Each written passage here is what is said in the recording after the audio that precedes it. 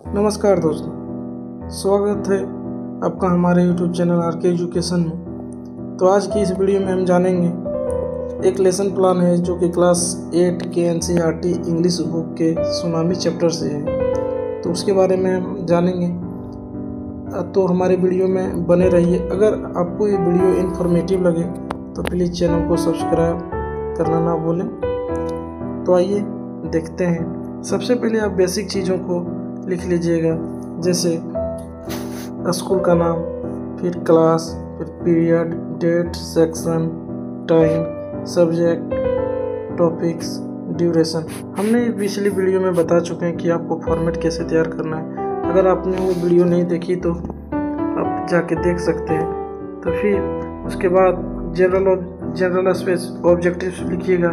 General objective में हमने भी बता चुका है कि बेसिकली सब विषय के लिए सेम होता है कि आप जिस विषय को पढ़ा रहे हैं उससे बच्चों को क्या बेनिफिट हो सकता है। तो उसी तरह से है, जैसे देखिए जनरल ऑब्जेक्टिव्स में क्या है कि to develop communicative development using English in their day to day among learner. फिर उसी तरह to make the learners innovative and develop the ability of reasoning and observation. इसी प्रकार से आप 3-4 प्रकार के क्वेश्चन लिख लीजिएगा। फिर आप बेसिकली 4 टॉपिक्स लिखा है, आप बेसिकली 3 भी लिख सकते हैं। फिर उसके बाद आप स्पेसिफिक ऑब्जेक्टिव्स में आ जाइएगा। उसमें अब 3-4 टॉपिक्स को डील करना है। जैसे लिखा है to enable to student the predict the story from its illustration and little. फिर to enable the students to narrating their experience, to enable the students to writing a small paragraph। इसका मतलब ये हुआ कि आप जो स्पेसिफिक ऑब्जेक्टिव्स में लिखिएगा, तो इंग्लिश से जो आप टॉपिक पढ़ा रहे हैं, टॉपिक क्या नाम क्या था कि सुनामी, तो उससे बच्चों को क्या फ़ायदा हो सकता है। उसके बाद इतना चीज़ लिखने के बाद आप टीचिंग एड्स में आ जाइएगा। अब टीचिंग एड्स में सभी विषय के लिए सेम होगा। आपके पास मार्कर होना चाहिए, ब्लैक बोर्ड होना चाहिए, चौक होना चाहिए, डस्टर होना चाहिए। इसके बाद फिर आप स्पेसिफिक एड्स में जाइएगा। उसमें आपको किस तरह से आप बच्चों को प्रभावित कर सकते हैं, दूसरे तरह से आकर्षित बना सकते हैं। तो उसमें आप चार्ट का यूज कर सकते हैं, PPT का यूज कर सकते हैं, मॉडल का यूज कर सकते हैं। फिर आप तो फिर पिक्चर का यूज कर सकते हैं। आपको जैसा अच्छा लगे वैसा आप पढ़ा सकते हैं बच्चों को। उसके बाद इतना चीज़ सब हो जाने के बाद आप टीचिंग मेथड, हम तो यहाँ लेक्चर मेथड ले चुके हैं, आप तो हो सकता है ब्लैक बोर्ड मेथड ले सकते हैं, क्वेश्चन आंसर मेथड ले सकते हैं। आपको जो अच्छा लगे आप वैसे बच्चों को पढ़ा सकते हैं। उसके बाद इतना चीज़ हो जाने के बाद ये तो बेसिक हो गया। उसके बाद आप बच्चों को प्रीवियस नॉलेज से अवगत कराइएगा और पूछिएगा उसको सुनामी के बारे में क्या क्या पता है। जैसे बच्चों, tsunami is a powerful wave of wit to by an earthquake volcanic. इसी तरह से आप लिख लीजिए। फिर दूसरा में tsunami waves travel across the ocean at very high speed and very high. जब प्रीवियस नॉलेज हो जाएगा उसके बाद आप इंट्रोडक्शन पे आइएगा। इंट्रोडक्शन में 2 कॉलम बनाइएगा। उसके बाद आप एक तरफ लिखिएगा पुपिल टीचर एक्टिविटी, दूसरी तरफ लिखिएगा पुपिल एक्टिविटी।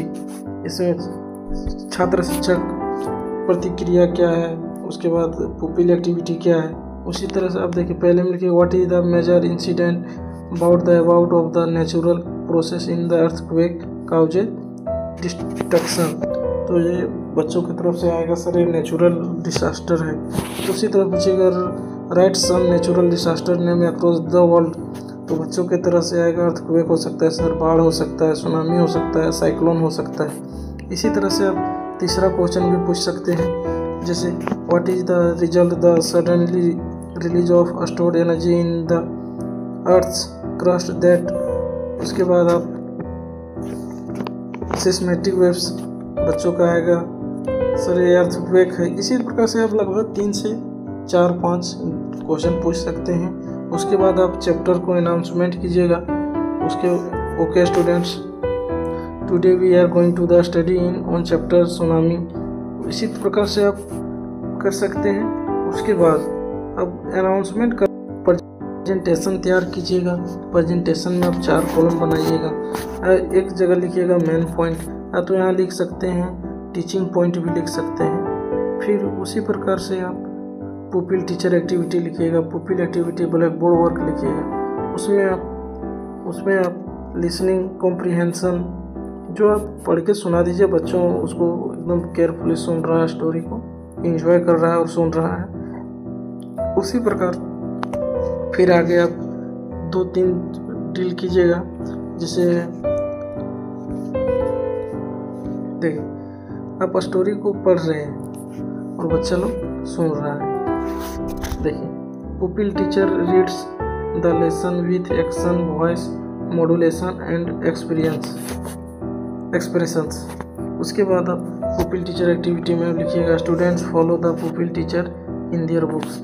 जो मतलब कहने का मतलब है जो शिक्षक पढ़ रहा है उसको लाइन बाय लाइन स्टूडेंट्स मिला रहा है और उसको नोटिस कर रहा है। उसके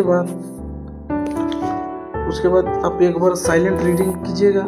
साइलेंट रीडिंग में जैसे देखिए pupil teacher has asked to the learner to read paragraph 1 to 6 and answer the following. उसके बाद the learner answer the per their understanding, जो उसको समझ में आया उसके अनुसार बच्चा आंसर देगा।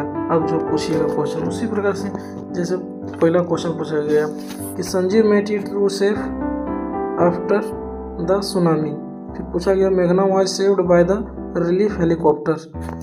उसके बाद फिर आगे देखिए पूछा गया है एक स्टोरी तैयार किया गया है, लेट क्रिएट ए स्टोरी। उसके बाद देखते बोला जा रहा है पुपिल टीचर एक्टिविटी में कि एक मैप दिया गया है अंडमान और निकोबार आइसलैंड के, अंडमान और Nicobar island. A same picture and ask the learner and create story. उसी के अनुरूप स्टूडेंट्स को एक स्टोरी क्रिएट करने के लिए बोला गया कि आपने जो सोच सकते हैं कल्पना कीजिए और अब एक स्टोरी लिखिए। फिर उतना हो जाने के बाद अब जनरलाइजेशन कीजिएगा। स्टूडेंट्स को मतलब सब चीज़ पढ़ाने के बाद आप पूछिएगा कि जैसे कि हमने क्या क्या पढ़ाया, आपको क्या समझ में आया था। तो students today we have about the one story tsunami, I hope understand about story. उसके बाद इतना चीज़ हो जाने के बाद आप होमवर्क दीजिएगा। उसमें दीजिएगा right an article on the tsunami a very large and powerful wave.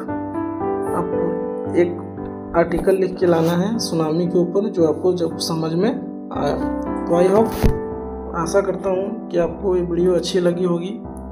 तो अगर आपके लिए अगर हेल्पफुल है तो वीडियो को लाइक और चैनल को सब्सक्राइब करना ना भूलें। धन्यवाद।